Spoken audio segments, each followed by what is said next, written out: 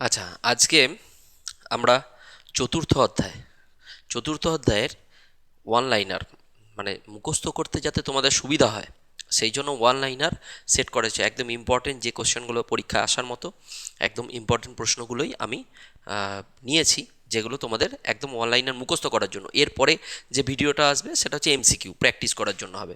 আচ্ছা, এটা one liner just মুখস্থ করবে, আগের ভিডিওটা দেখবে হয়ে গেছে, সেটার পরে এটা মুখস্থ করবে। ঠিক আছে, চতুর্থ অধ্যায় কি? সংবিধানের সংজ্ঞা, সংবিধান কাকে বলে, আর হচ্ছে সংবিধানের ধারণা, মানে সংবিধান কটা টাইপ হয়, ধরন। তো সংবিধান আমি আগের দিন ভিডিওতে বলেছিলাম লিখিত, অলিখিত, সুপরিবর্তনীয়, দুষ্পরিবর্তনীয় সংবিধান, লোয়েনস্টাইনের মতো সংবিধান ক প্রকার, লর্ড ব্রাইসের মতো সংবিধান ক প্রকার, সেটা আজকে আমরা এগুলো ওয়ান লাইনার জানবো। তাহলে সংবিধান কি? দেখো, প্রথম কোশ্চেন হচ্ছে সংবিধান কি? রাষ্ট্রকে সুষ্ঠুভাবে পরিচালনার জন্য লিখিত বা অলিখিত নিয়মকানুনের দলিল, এটাকে কি বলা হচ্ছে? সংবিধান। বারবার আগের ভিডিওতে বলেছি। কনস্টিটিউশন শব্দটি কোন ল্যাটিন শব্দ থেকে এসছে? ল্যাটিন শব্দ কনস্টিটিউয়ার থেকে এসছে, এগুলোও বলা আছে। কনস্টিটিউয়ার শব্দটির আক্ষরিক অর্থ কি? গঠন করা। আক্ষরিক অর্থ কি? গঠন করা। আচ্ছা, রোমান আইনে সংবিধান বলতে কি বোঝানো হতো? রোমান আইনে সংবিধান বলতে রাজার চূড়ান্ত আদেশকে সংবিধান বলা হতো। রাজার চূড়ান্ত আদেশ, রোমান। আচ্ছা, আধুনিক অর্থে সংবিধান মূলত কাজ কি? রাষ্ট্র পরিচালনার নিয়মকানুন এবং নাগরিকদের আচার আচরণ নিয়ন্ত্রণ করা। নাগরিকদের আচার আচরণ নিয়ন্ত্রণ করা। একটি রাষ্ট্রের মূল ভিত্তি কি কি? জনগণ, নির্দিষ্ট ভূখণ্ড, সরকার এবং সার্বভৌম ক্ষমতা। আমরা জানি রাষ্ট্রের কটা বৈশিষ্ট্য? চারটে। মেন বৈশিষ্ট্য জনসমষ্টি, তারপরে নির্দিষ্ট ভূখণ্ড, তারপরে সার্বভৌমিকতা, তারপরে সরকার। তো এটা হচ্ছে একটি রাষ্ট্রের মূল ভিত্তি। এরপরের স্লাইডে দেখি। দেখো, সংবিধান হলো রাষ্ট্রের চরম কর্তৃত্বের শৃঙ্খলাবদ্ধকরণ। কে বলেছেন? এই উক্তিগুলোর মধ্যে যে কোনো একটা উক্তি কিন্তু আসবে। তো রাষ্ট্রের চরম কর্তৃত্বের শৃঙ্খলাবদ্ধকরণ কে বলেছেন? গ্রিক দার্শনিক অ্যারিস্টটল। সংবিধান হলো সেই সব আইন ও প্রথার সমষ্টি যেগুলির দ্বারা রাষ্ট্রের জীবন নিয়ন্ত্রিত হয়। এটা কার উক্তি? প্রখ্যাত তাত্ত্বিক লর্ড ব্রাইস। আচ্ছা, কোন রাষ্ট্রবিজ্ঞানী সংবিধানকে ক্ষমতার ব্যবহার ও বন্টনের হিসেবে দেখেছেন? রাষ্ট্রবিজ্ঞানী ডাইসি। আচ্ছা, শাসক ও শাসিতের সম্পর্ক একদম ভেরি ভেরি ইম্পর্টেন্ট। এটা কে বলেছে? রাষ্ট্রবিজ্ঞানী সিএফ স্ট্রং। আর সার্বভৌম ক্ষমতা, মৌলিক নীতি ও নিয়মাবলী নিয়ে কে সংবিধানের সংজ্ঞা দিয়েছেন? রাষ্ট্রবিজ্ঞানী কুলি। আর ব্যাপক অর্থে সংবিধান বলতে কি বোঝায়? লিখিত আইন, অলিখিত প্রথা ও আদালতের রায়ের সমষ্টি, যেটা আমাদের অলিখিত সংবিধানে আছে। তারপরে দেখো, লিখিত সংবিধান কাকে বলে? আমরা বারবার জানি রাষ্ট্র পরিচালনার নিয়মকানুন যেখানে একটি নির্দিষ্ট দলিলে সুসংবদ্ধভাবে লেখা থাকে। লিখিত সংবিধান কি করে? লেখা থাকে। আর অলিখিত সংবিধান কি বলেছিলাম? যেটা হচ্ছে প্রথা, রীতিনীতি, বিচার বিভাগের রায়, এই সব থেকে অলিখিত সংবিধান হয়। ঠিক আছে, আইন সভা প্রণীত আইন, এগুলো থেকে কি হয়? অলিখিত সংবিধান, যেটা ডিরেক্ট লেখা থাকে না। আচ্ছা, বিশ্বের প্রাচীনতম লিখিত সংবিধান কোনটি? মার্কিন যুক্তরাষ্ট্রের সংবিধান। Very very important question, 1789। ঠিক আছে। আচ্ছা, বিশ্বের ক্ষুদ্রতম লিখিত সংবিধান কোনটি? মার্কিন যুক্তরাষ্ট্রের। ক্ষুদ্র, কিন্তু যখন বৃহত্তম বলবে, বৃহত্তম লিখিত সংবিধান আমাদের সংবিধান, মানে ভারতের সংবিধান। আচ্ছা দেখো, বিশ্বের বৃহত্তম লার্জেস্ট লিখিত সংবিধান কোন দেশের? সেটা হচ্ছে ভারতের সংবিধান। কিন্তু ভারতের সংবিধান মৌলিক নয়, মৌলিকতাহীন। সেই লোয়েনস্টাইনের বক্তব্য অনুযায়ী মৌলিক নয়। মৌলিক মানে কি? যেটা নিজেরা লেখা হয়েছে। কিন্তু ভারতের সংবিধান বিভিন্ন দেশের সংবিধান থেকে, বড় বড় দেশের সংবিধান থেকে কী করা হয়েছে? লেখা হয়েছে, মানে টোকা হয়েছে অ্যাকচুয়ালি। ঠিক আছে, সব জায়গা থেকে নেওয়া হয়েছে। যেমন ফান্ডামেন্টাল রাইটস, মৌলিক অধিকার, কোথা থেকে নেওয়া হয়েছে? আমেরিকা থেকে। আচ্ছা, ডিপিএসপি কোথা থেকে নেওয়া হয়েছে? আয়ারল্যান্ডের সংবিধান থেকে, আইরিশ সংবিধান থেকে। এইগুলো সব আছে। বিভিন্ন দেশের সংবিধান থেকে আমাদের কি করা হয়েছে? অ্যাডপ্ট করা হয়েছে, এটুকু জানো। কিন্তু লিখিত সংবিধান, আমাদের সংবিধান কি? লিখিত, লিখিত আকারে আছে। ঠিক আছে। ভারতের সংবিধান কবে তৈরি হয় বা গৃহীত হয়? 1949 সালের 26শে নভেম্বর তৈরি হয়। আবার এটা গণপরিষদ থেকে একদম অ্যাডপ্ট করা হয়, তৈরি হয়। আম্বেদকরের যে টিম ছিল, ড্রাফটিং কমিটি, এর পরের ক্লাসে আমরা ভালো করে জানবো সংবিধান কিভাবে তৈরি হচ্ছে, প্রণয়নটা। তাই এই কোশ্চেনটা তখন ভালো করে বুঝতে পেরে যাবে এর পরের চ্যাপ্টারটাতেই, ভিডিও আসছে। আচ্ছা, আজকে রাতেই দেবো ভিডিওটা। আচ্ছা, কি বললাম? ভারতের সংবিধান তৈরি হয় কবে? 1949 সালের 26শে নভেম্বর। আর গৃহীত হয় কবে? কার্যকরী, এটা একদম ফাইনাল আমাদের সামনে গোটা ভারতের সামনে আসে কবে, কার্যকরী হয় কবে? কার্যকরী হয় 1950 সালের 26শে জানুয়ারি, প্রজাতন্ত্র দিবস। 26শে জানুয়ারিকে আমরা প্রজাতন্ত্র দিবস বলি, ঠিক আছে? কারণ এই দিন থেকেই আমাদের প্রজাদের হাতে হাতিয়ার হিসাবে সংবিধান চলে এসছে। সংবিধান, ভারতের সংবিধান আসা মানে কি, আমরা জানি আমাদের উপর কেউ জোর খাটাতে পারবে না, সব আইন লিখিত আকারে আছে, ঠিক আছে? এগুলো ভালো করে জানবে। ভারতের সংবিধানের রাষ্ট্রবিজ্ঞানের স্টুডেন্ট হিসাবে আমি বারবার বলছি, এই দুটো ডেট ভুলবে না। সংবিধান তৈরি হয়, সংবিধান দিবস কবে পালন হয়? 1949 সালে 26শে নভেম্বর। প্রতি 26শে নভেম্বর আমরা কিন্তু সংবিধান, কনস্টিটিউশন ডে পালন করি। তাই এটা কিন্তু রাষ্ট্রবিজ্ঞানের ছাত্রছাত্রী হিসেবে তোমরা কেউ ভুলবে না, এটা যেন মাথায় থাকে। আর দ্বিতীয় কি, কবে কার্যকরী হয়? এটা তো গণপরিষদের হাতে আসে, গণপরিষদ অ্যাডপ্ট করে। এবার গণপরিষদ কি করে, কার্যাবলী, কার্যকরিতা কবে আসে, মানে গোটা ভারতের সামনে আসে 1950 সালের 26শে জানুয়ারি, এটা কার্যকরী হয়, ঠিক আছে? আচ্ছা, ভারতের সংবিধানের জনক কাকে বলা হয়? খসড়া কমিটির প্রধান, সংবিধানের জনক, খসড়া কমিটির চেয়ারম্যানকে বি.আর. আম্বেদকর। এর পরের ভিডিওতে আরও ভালো করে এগুলো জানতে পারবে। আচ্ছা, লিখিত সংবিধানের প্রধান বৈশিষ্ট্য কি? এটি একটি নির্দিষ্ট দলিলে লিপিবদ্ধ এবং দেশের সর্বোচ্চ আইন। এটা নির্দিষ্ট দলিলে লেখা আছে। আজকে তুমিও চাইলে বাজার থেকে একটা সংবিধানের বই কেনো, কনস্টিটিউশনের 395টা আর্টিকেল একদম লিখিত আকারে পাবে। এখন বেড়ে গেছে যদিও আর্টিকেল, কিন্তু হ্যাঁ, 395টা মূল সংবিধানে ছিল। হ্যাঁ, 8টা শিডিউল আর 22টা পার্ট, এগুলো কিন্তু প্রত্যেকটা তুমি সংবিধান চাইলে তোমার পকেটে তুমি সংবিধান রাখতে পারবে। এটা হচ্ছে ব্যাপার, তাই লিখিত আকারে আছে, আমরা সবাই জানতে পারবো যে সংবিধানে কি কি লেখা আছে। আচ্ছা, লিখিত সংবিধানের একটি বড় সুবিধা কি? এটি সুস্পষ্ট এবং নাগরিকদের অধিকার সুরক্ষিত করে।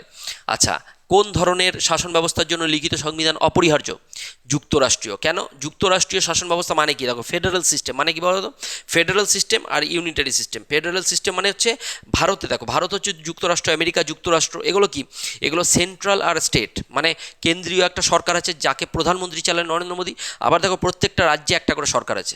কেন্দ্রের যে সরকার আছে, আজকে বিজেপি সরকার, আমাদের ওয়েস্ট বেঙ্গলে এতদিন কোন সরকার ছিল? টিএমসি সরকার। তাহলে নরেন্দ্র মোদীর যেমন ক্ষমতা ছিল, এখানে টিএমসি সরকারের ক্ষমতা ছিল। এখন বিজেপি হয়ে গেছে, কিন্তু অন্য রাষ্ট্রে যাও, আলাদা আলাদা সরকার আছে। তাহলে গিয়ে বিহারে দেখো আরজেডি, জেডিইউ, এই সব পার্টিগুলো আছে, কেউ না কেউ সরকারে আসতে থাকে, তাই না? তাহলে এই কি বললাম কথাটা, যে যুক্তরাষ্ট্রীয় মানে সেন্ট্রালেরও পাওয়ার থাকবে, মানে কেন্দ্রীয় সরকার থাকবে, আর রাজ্য সরকার, এই দুটো সরকারের মধ্যে ক্ষমতাটা কী করা, ডিভাইড করা থাকবে। মানে ক্ষমতাটা যদি ডিভাইড করা থাকে, কার কত বেশি ক্ষমতা, কেন্দ্রীয় সরকার একা জোর দেখাতে পারবে না। তাহলে সেই জন্য কী দরকার? সেই জন্য কিন্তু লিখিত সংবিধান দরকার। কারণ নাহলে রাজ্যের তো ক্ষমতাই থাকবে না, কেন্দ্র যেরকম সেরকম ইচ্ছা মতো চেঞ্জ করে দিতে পারবে সংবিধান। তাই কি দরকার বলেছে, যুক্তরাষ্ট্রীয় শাসন ব্যবস্থায় কিন্তু ফেডারেল সিস্টেম, মানে যুক্তরাষ্ট্রীয় শাসন ব্যবস্থায় সংবিধান, লিখিত সংবিধান একদম দরকার। সেই জন্য আমেরিকার সংবিধান কি লিখিত, আর ব্রিটেনের সংবিধানও হচ্ছে লিখিত, ঠিক আছে? এগুলো ডিটেলসে আরও বলবো পরে, যুক্তরাষ্ট্রীয় সরকার একদম জানা যাবে, পরের সেমিস্টারেই আছে তোমাদের। আচ্ছা, ভারতের সংবিধানে ক্ষমতার বন্টন কাদের মধ্যে করা হয়েছে? ক্ষমতার বন্টন 3টে বিভাগ, শাসন বিভাগ, আইন বিভাগ ও বিচার বিভাগের মধ্যে। লিখিত সংবিধানের প্রধান অসুবিধা কি? এটি দুষ্পরিবর্তনীয় ও কঠোর। লিখিত সংবিধান দুষ্পরিবর্তনীয়, সহজে চেঞ্জ করা যায় না, ঠিক আছে? আর জরুরি অবস্থার সময় লিখিত সংবিধান কেন অনুপযোগী?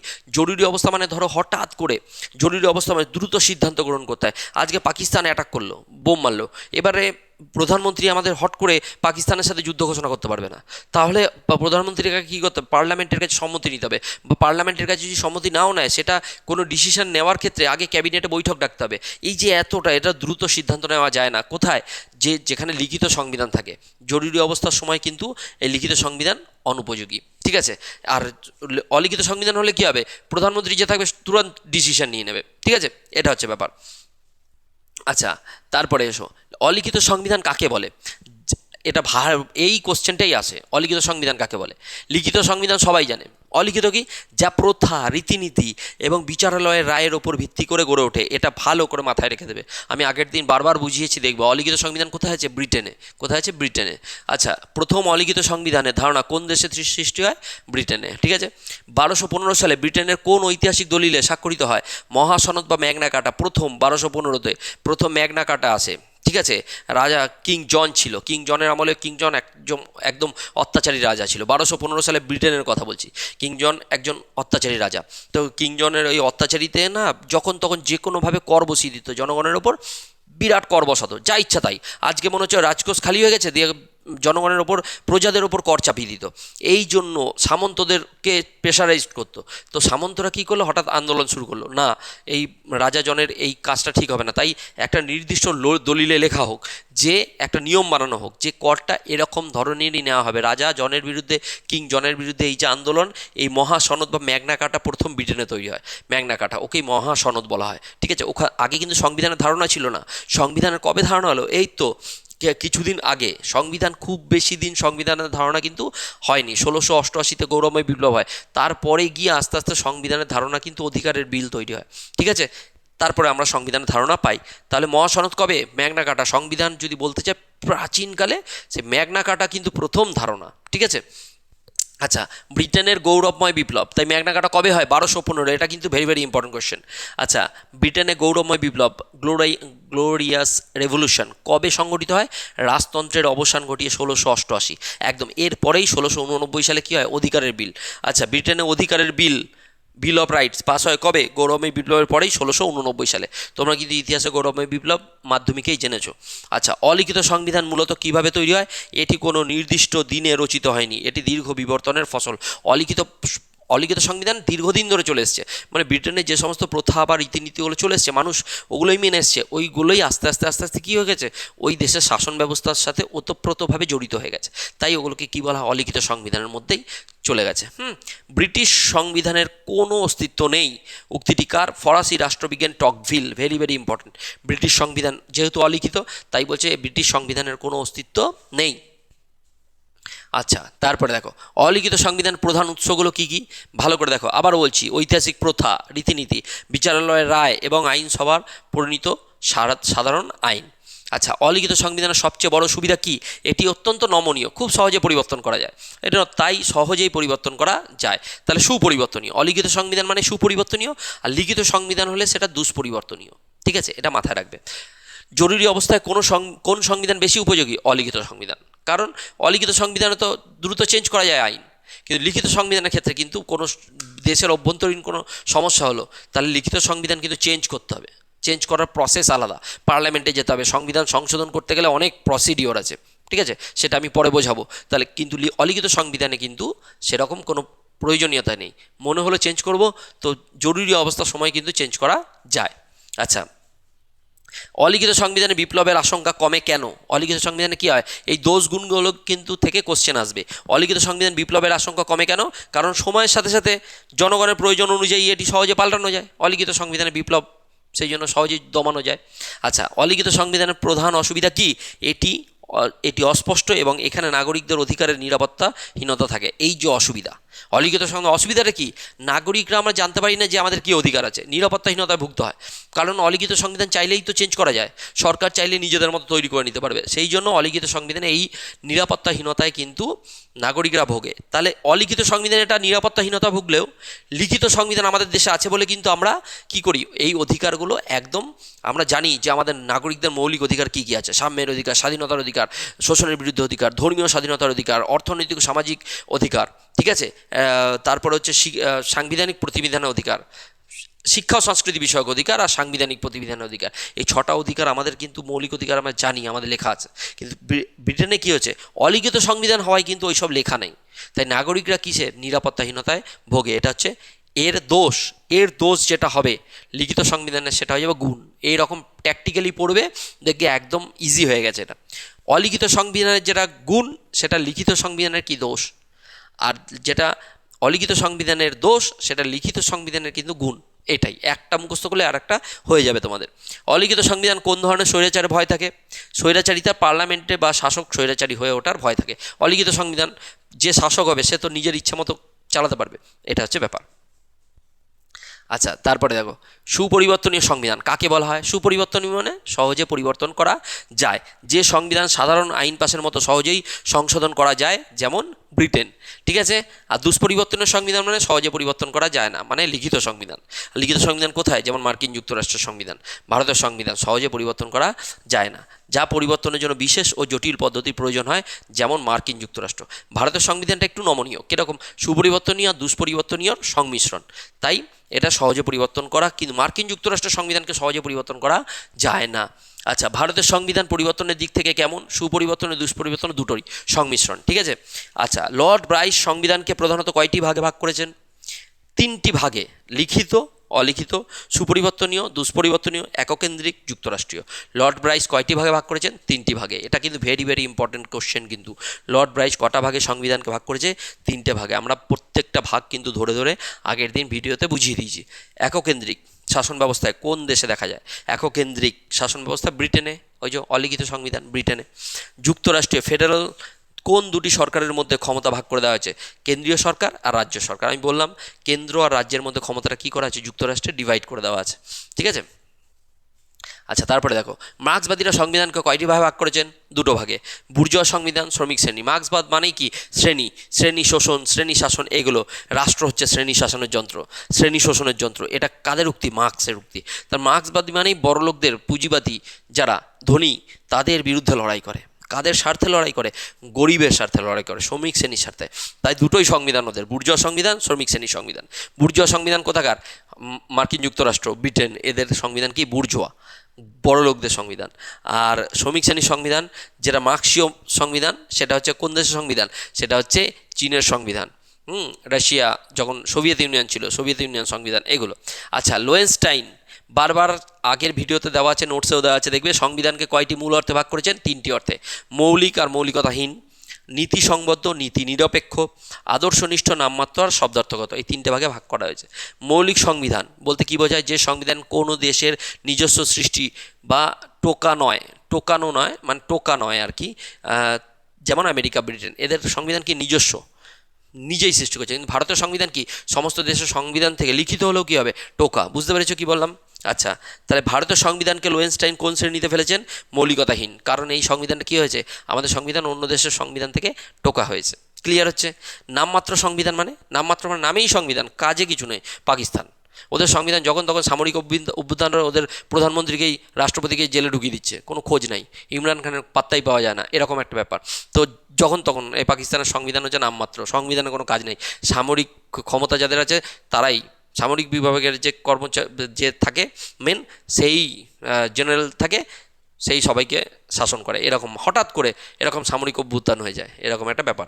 শব্দার্থগত সংবিধান মানে শব্দের দ্বারা। নর্থ কোরিয়া, যেখানে নর্থ কোরিয়ার সংবিধান কি? শব্দার্থগত না, ওটা আবার নামেই সংবিধান, শব্দটাই আছে, সংবিধান শব্দটা আছে, আর কিছু নেই। কারণ ওখানে নর্থ কোরিয়াতে কিংজম যা বলবে তাই চলবে, এরকম একটা ব্যাপার। কেবল সংবিধান কেবল শাসকের ক্ষমতা বজায় রাখার হাতিয়ার, শাসকের ক্ষমতা বজায় রাখবে, এটাই হচ্ছে ব্যাপার। ওই শাসকের মতোই তৈরি করা সংবিধান। আচ্ছা, তাহলে এই হচ্ছে মানে টোটাল যে কোশ্চেন তোমাদের এখান থেকে টুকটাক কোশ্চেন দেখবে চলে আসবে, তোমরা পেরে যাবে।